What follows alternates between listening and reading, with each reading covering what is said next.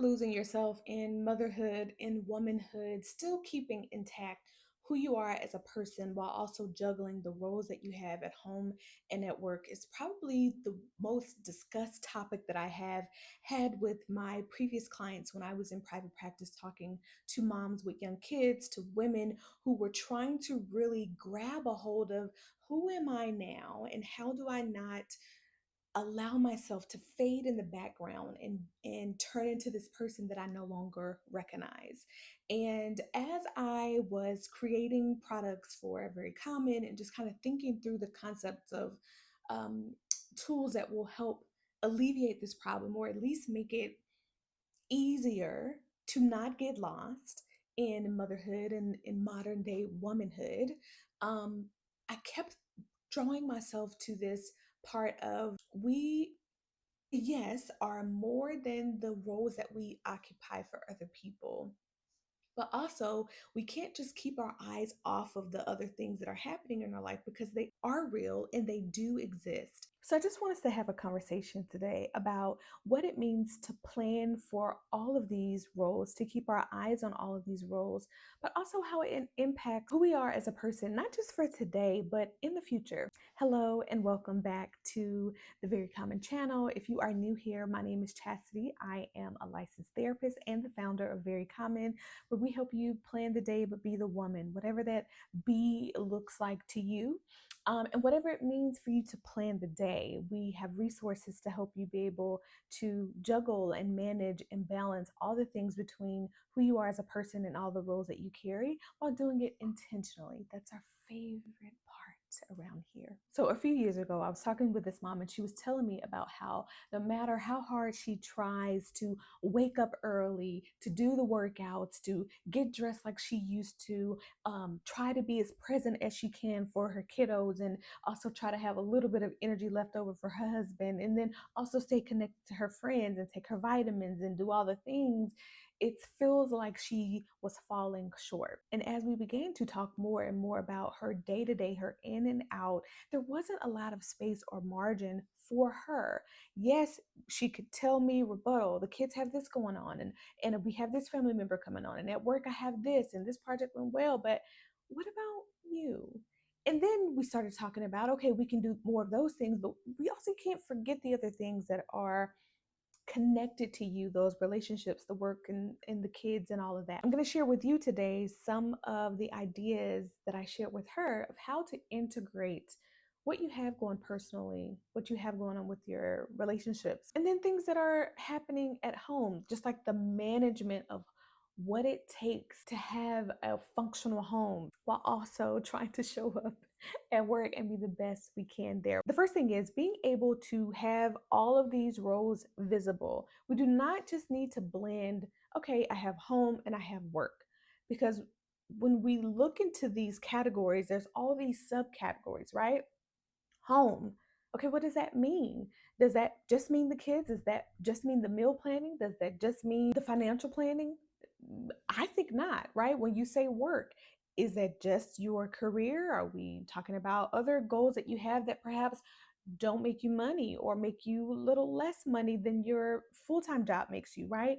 There's a lot more nuance that we leave out of the conversation when we just stick it to home and work. So my big thing is having visibility across those bigger subcategories that we typically leave out from those categories. So personal, right? That is things for your mind, for your body, for your soul and your spirit, so that you are incorporating things into your life, so that you are aware of those things when you're thinking about planning, when you're thinking about goal setting, when you're thinking about improving or developing yourself in a way that perhaps you haven't before. Awareness of those things is very important. Your family, right? Those relationships with the people that live at home with you, the friends that you have, again, your besties, your community, the people that you feel connected to and want to have those relationships continue to grow and grow. And then you have home, meal planning, financial planning, maintenance of the home. I would even say things like appointments that you have, yes, for the kids, but it's all a part of like that well-oiled machine working and growing. And then things for your career. Again, you may not want to climb the career ladder, and that's totally fine. But maybe there are certain improvements that you want to start a side hustle or a business or something like that. You want to grow in some other kind of area. Having a visibility over all those things is important.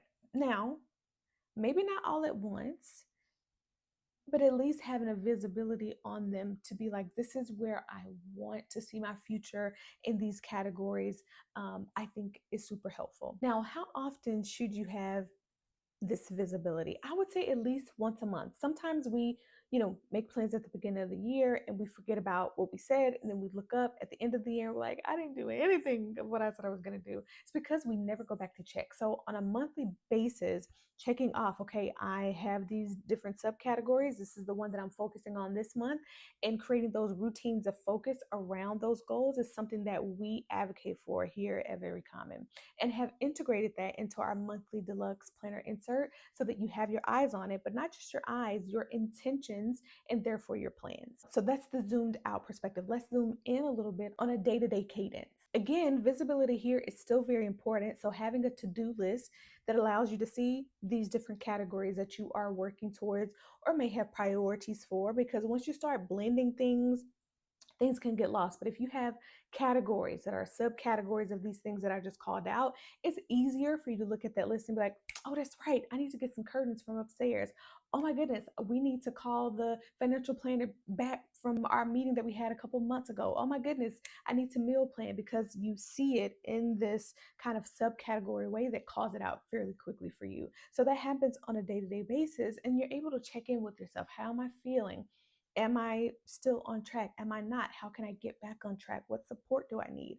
All of that is available to you because it is now visible. And I would say, kind of the last little piece of this, once you've made things visible, once you've incorporated into your routine of planning, is to find your own way of organizing these things together. So it could be in one planner where you have a system to where you can see what's happening in your homework, family, and personal life, and it's just there. It's in different sections. Maybe there's a divider between each section. That's my preference sometimes, maybe, but I also have other planners for each. We're not talking about me right now.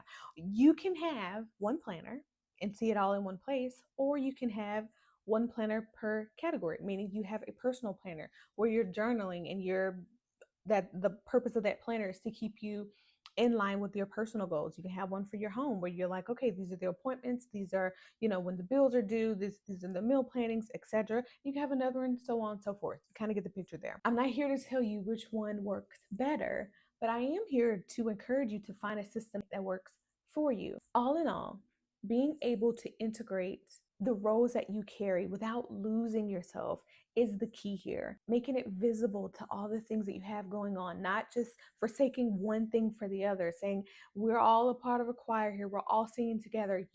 I don't want you to get left behind, but we also can't leave our work behind and our kids behind and all of the other things we have going on. If you can see it, you can believe it.